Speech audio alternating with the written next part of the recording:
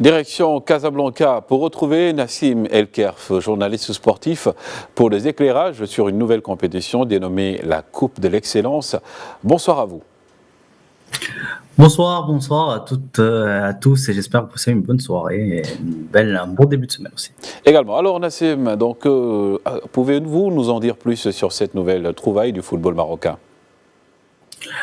Écoutez, déjà, il manquait cette compétition déjà pour libérer un grand nombre de jeunes joueurs, libérer entre guillemets bien sûr, mais leur permettre de s'exprimer, parce que s'exprimer devant un public, chose qui est très importante, parce que on a eu tendance à les oublier un peu, à les mettre, à les programmer à des horaires où ils jouaient souvent devant des gradins vides, les championnats espoirs, etc.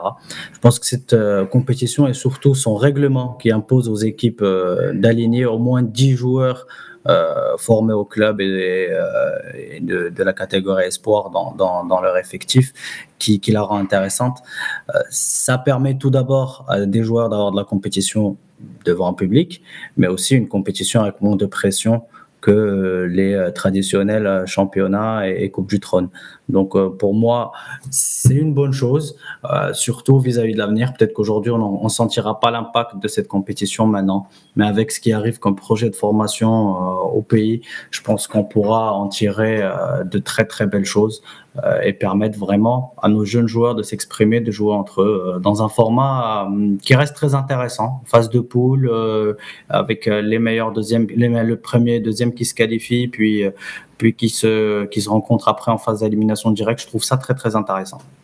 Et quels sont donc les critères de sélection des joueurs et la possibilité de les intégrer dans les équipes A des clubs de la Botola ? Je pense que déjà leur talent, c'est le premier critère. Après, je pense que plus on va former, plus on va s'étaler un peu et se concentrer sur la formation et en faire un sujet prioritaire comme il le faut et comme c'est le cas dans les plus grands pays du monde niveau football, quoi, dans ces forces mondiales. Je pense à l'Espagne, je pense à la France, je pense à ces références en termes de formation aujourd'hui. Il faut donner la chance aux jeunes. On n'a pas encore cette mentalité-là. On préfère encore des fois aller recruter pour des raisons X ou Y des joueurs qui ont fait le tour de tous les clubs de la Botola plutôt que de promouvoir un jeune en équipe première. Je ne sais pas qu'est-ce qui empêchait ces clubs-là de le faire. Aujourd'hui, voilà, il y a la Coupe de l'Excellence pour les initier au match de haut niveau, mais surtout voir où est-ce qu'ils sont, ou voir exactement faire un bilan positif ou négatif de leur progression et voir où est-ce qu'ils en sont niveau est-ce qu'ils sont prêts, est-ce qu'ils manquent de petits détails pour en faire des grands joueurs, parce qu'il faut de tout pour faire un grand joueur. Aujourd'hui, le Maroc a envie de former de plus en plus de grands joueurs. On a vu des projets qui mêlent privé et public, donc c'est des bons signes.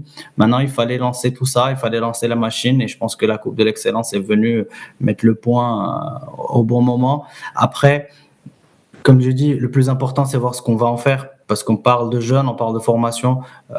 Aujourd'hui, s'il y a 10 joueurs qui sont obligatoires, 10 jeunes joueurs obligatoires pour jouer dans les effectifs pour jouer la Coupe de l'Excellence, j'espère voir pareil d'ici 1 ou 2 ans en championnat et en Coupe du Trône, obliger un peu tous les clubs à avoir des centres de formation qui forment des joueurs, voilà, prêts à jouer, pas qui forment des joueurs qui vont faire le tour du Maroc en cherchant un bon club ou un petit club, mais des vrais joueurs capables d'évoluer sous pression et devant leur public.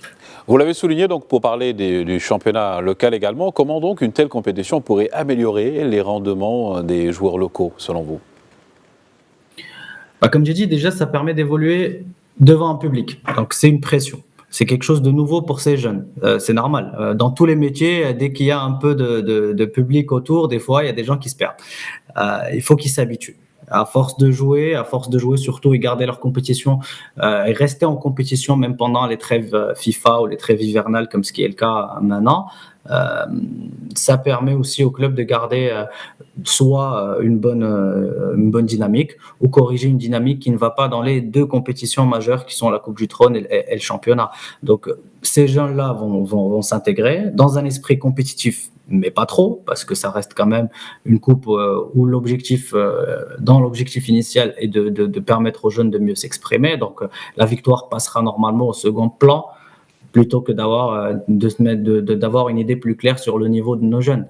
On a des équipes qui forment, des équipes qui sont là pour le faire, mais d'autres équipes qui ont tendance à oublier leurs joueurs formés au club, à les prêter jusqu'à l'infini, des fois jusqu'à la fin de leur contrat, et ne pas en profiter. C'est dommage pour ces joueurs. Aujourd'hui, ils auront une occasion, une belle vitrine, on va dire, devant tout le monde et bien retransmise à la télévision. En plus, ça permet aux familles aussi de voir leurs joueurs, c'est très bien, ça fait plaisir, mais aussi au public de découvrir vraiment et de voir ce que vaut leur équipe espoir, leur jeune espoir qui arrive, et puis peut-être pour les encourager et leur donner le soutien nécessaire pour aller de l'avant. Nassim Elkerf, merci encore pour ces éclairages. Je rappelle donc que vous êtes journaliste sportif. Merci encore. Merci à vous.